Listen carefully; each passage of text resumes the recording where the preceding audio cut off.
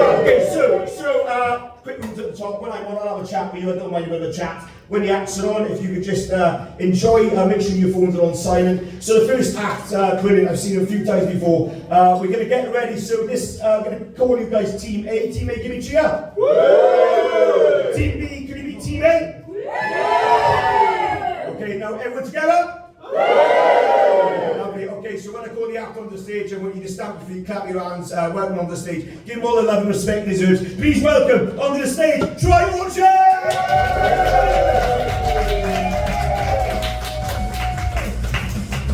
Hello, hello, hello. Hello. Congratulations on your wedding. Happy birthday, whoever's birthday it was. My name's Troy Orchard, and I can't do anything fucking right. Really, the only thing you should know about me, even at like a base level, I'm being serious. Like, my dad's black, my mum's white, and I somehow came out Mexican. Like, I'm not sure how you can fuck up your own race, but I found a way. You know what I'm saying? Like, my parents were very supportive of me though, even as a child. They're like, okay, he's somehow come out a bit beige there, but never mind, you know, we'll support him, make sure he knows that anything he sets his mind to, he can accomplish. And my parents said to me from a young age, they said, Troy, anything you put your mind to, you can accomplish. The sky's the limit, just believe in yourself, Troy. There's no reason you can't do anything to set your mind to. And I was maybe 5 years old at the time, right? And I think that's great advice, yeah? Great advice to give a child, right? Right? I fucked up. I immediately went to school, tried to shag my teacher, and so I thought that's 2 for 2 there, I'd say. 2 for 2. But then, I mean, I'm not even that harsh, really, to be honest, about, you know, getting a bad reputation at school, because they lie to you at school, don't they? They probably fucking lie to you. I went to school in the 90s, a lot of things I was told as a kid have since been proven to be complete total bullshit.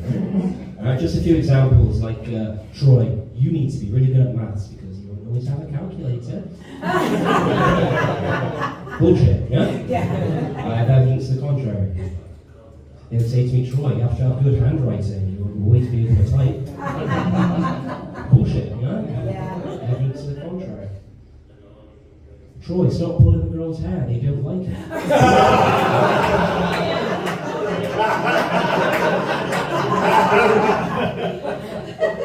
I have evidence to the contrary. I put that joke on my Instagram story about a week ago, and my girlfriend's mom apparently DM'd her and was like, "Can you explain that joke?" It's amazing. Yeah, I've been with my girlfriend for about a year now. She's American, but she's not a cunt, it's fine. And it's fine. I can say that there one shagging one. But I didn't know I had a sexy British accent until I met her, because I don't. I don't have a sexy British accent. And obviously, you know, she's got this romanticised view of English men from stuff like, you know, Hugh Grant films and the lads from like Harry Potter, right? And then the poor girl must have done something fucking horrible in past life, because she ends up living for this one, right? Okay? You know what I'm saying? You know? I remember our first date, she was like, I love British men, you're so sophisticated and charming. Simon, your tits were fucking mint, mate. 3 for 3, I was single for a while before I met her though. We talked about dating apps earlier. So I was on Tinder for like a year, and I took myself off because my chat is so fucking shit. Right, okay? Seriously. Matched with this girl, and I was like, hey, do you like men with a lot to offer? She says, yeah, I do. I said, okay, sorry to have wasted your time. It's terrible. Do you like bad boys? Yes. Great. I've got a really bad credit score. Yes, it's fucking terrible. Do you like men who remind you of your dad? I do. And then I just left and never spoke to her again. But I don't think I was bitter. I don't think I was a bitter single. I think I like being on me. I think I like being on my own. Was I a bit bitter? I don't think. Alright. An example. Okay, maybe you guys can help me. So, it's Christmas. Not now, obviously, but imagine. And I'm scrolling through my phone on Instagram, and I see somebody I went to school with, alright? And he's about the same age as I, with his wife and their kids. Matching pajamas in front of the Christmas tree. Alright? Yeah? Yeah. Merry Christmas from our family to yours. Nothing wrong in theory with posting that. But I posted underneath, I hope your house burns down.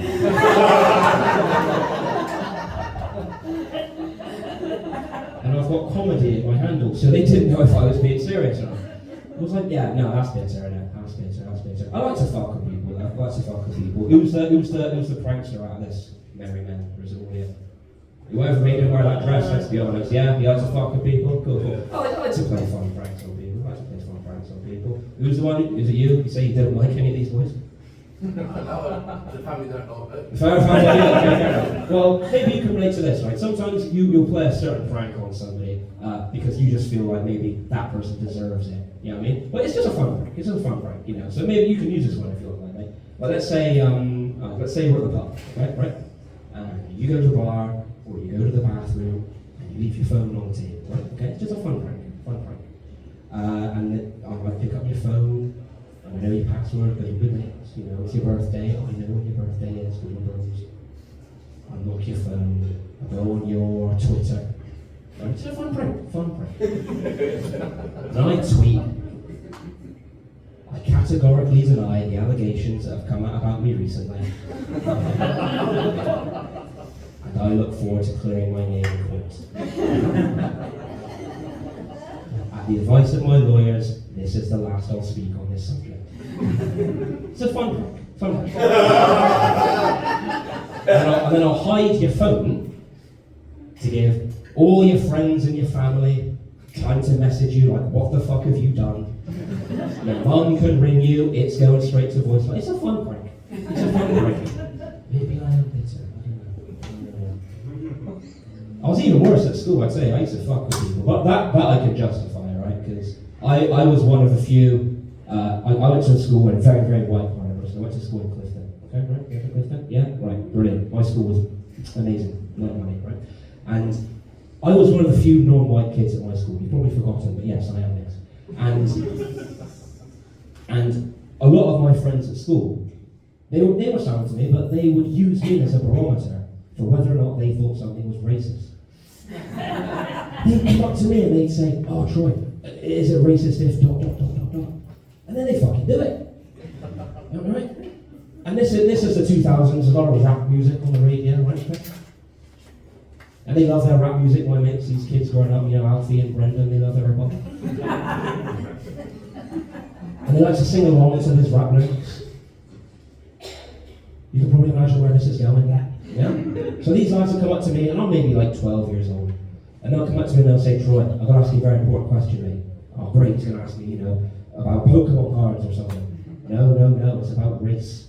Because I need that before we fucking baby teeth all fall out.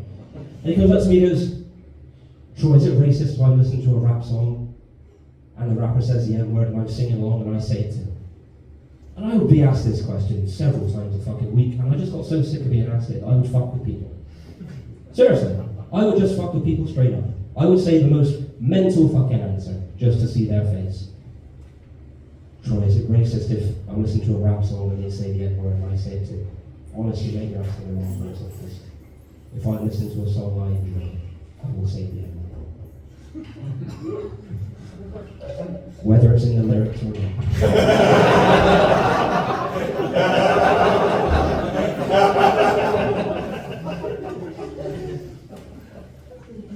It's why I'm not allowed to come to assembly anymore.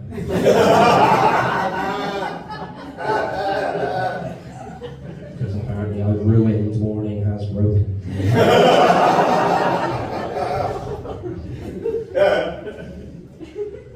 Tends to split the room a little bit, that joke, you know. Half the room are laughing and the other half are wondering, where could you fit that in?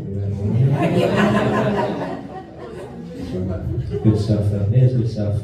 But no, I still find things out about myself, like even as an adult, you know what I mean? Like if my head gets a bit too clouded, I find that a way of calming myself is like reconnecting with my inner child, you know what I mean? And whether that's just like walking around the neighborhood I grew up in, you know?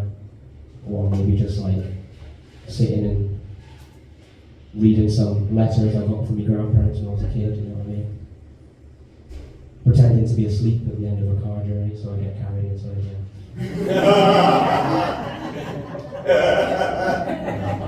That one I don't recommend as much because I got a really angry email from Uber about that.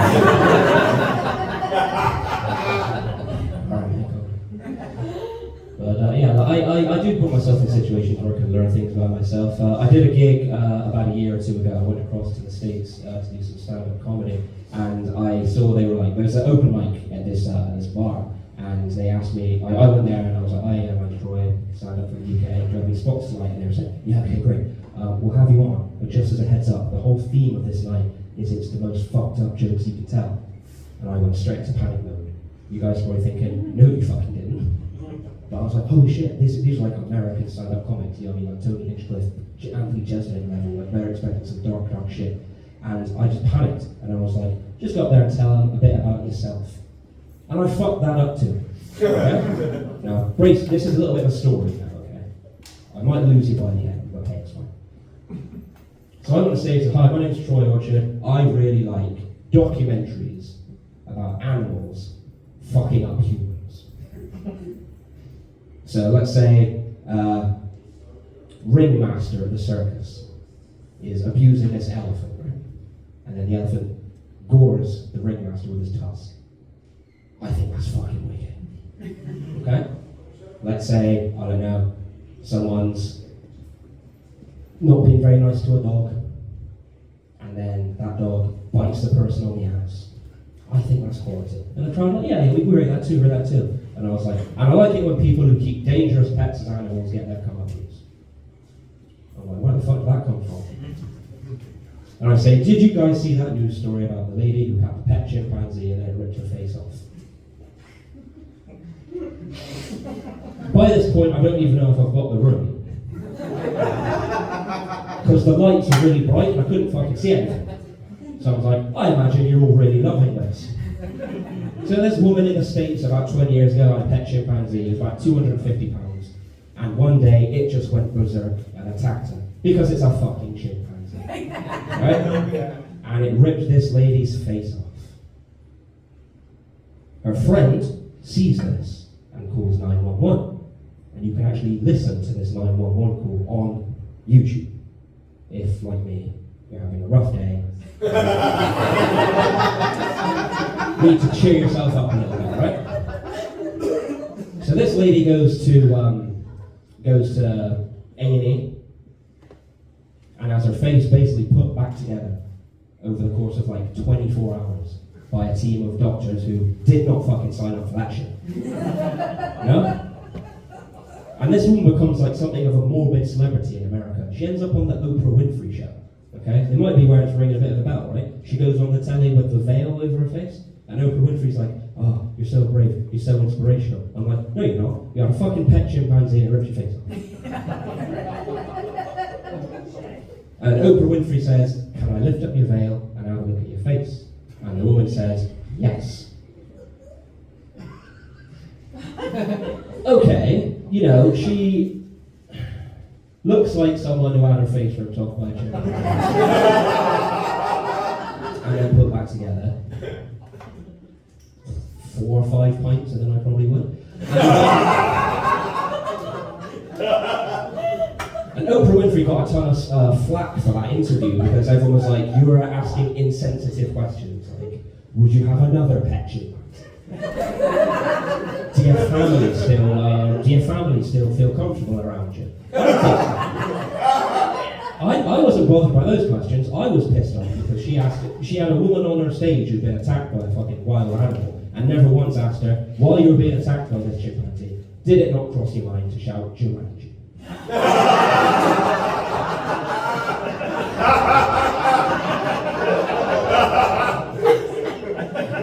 Cram that little fucker back in the boardroom, you know what I mean? Robin Williams fucking didn't die in vain, you know what I'm saying, right?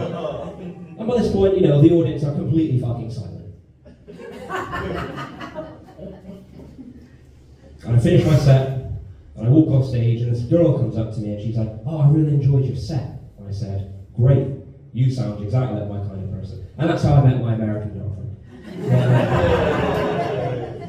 I'll leave you with this, and then I'll shoot off. As I mentioned at the beginning of my set, so I'm mixed race. My dad's black, my mum's white. My dad's family are Jamaican, my mum's family are Irish. I have a Jamaican grandmother and an Irish grandmother, so as a child, I got away with fuck all. Seriously, I was probably darker as a baby, as a child, but they just slapped it out of me. You know what I mean? Beat the melon out of me because of like my sassiness, you know. I was just like, I don't want to tell you my room in my Irish I'd be like, shut your fucking mouth. And I'd be like, oh, blood class. Back and forth like a little sassy little ping pong ball. But one of my favourite memories of childhood is going around to my nan's house and her telling me stories about growing up in Jamaica. And you know, I was like, tell me another story about Jamaica. And she was like, okay, son, we lived in this gorgeous house in Kingston Town, and it was beautiful, and it was right by the beach. And every day we'd run and we'd splash in the crystal blue waters, and then we'd lie in the white sand, and we'd let the sun dry us as we listened to the birds in the trees and listening to the faint sound of steel drums. And all of this in her almost like musical Jamaican accent, you know what I mean? I fucking loved it. I was like, tell me more, Nan, tell me more. And she was like, every day we'd eat fresh fish, and we'd eat the most delicious vegetables, and we'd sit and we'd watch the sunset over Montego Bay. And she would almost like be transported back to her homeland, and she'd get up out of her chair, and her eyes would close, and she'd start swaying. And I'd be like, oh, she can hear the music. That's amazing. And she'd start dancing, and her eyes would be closed. And I was like, this is incredible. I'm going to go to this tropical paradise too. I love this. This is so amazing. And I got a bit kind of like entranced by myself. And I got up and I started dancing with her. And we're stood face to face and we're swaying like this, bobbing at the waist, doing a little bit of a little skank there. And my nan's still talking to me in that beautiful Jamaican accent. And then my mum comes in and she's like, oh, this is nice. What's going on? And I say, Mum, she's telling me all about growing up in Jamaica. Listen to her accent. And then my nan would tell her all kinds of things in her Jamaican accent. And instead of being happy for us, my mum just burst into tears. I'm like, Mum, what's wrong? Why are you crying? And she like waves me and says, come outside a second. And she says to me, listen to me very carefully, Troy, none of that was true. You know, what on earth are you talking about? I'm maybe like 10 years old.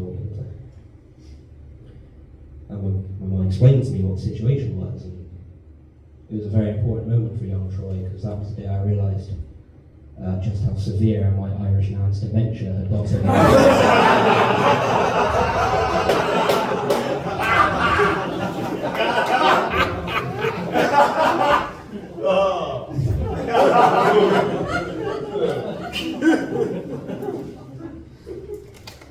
You're fucking wicked. I've been Troy Orchard. You can follow me on Instagram at Troy Orchard Comedy. Troy like the city, Orchard like the trees, comedy like the thing I've hopefully done for you tonight. Sal, thank you very much and enjoy the rest of it.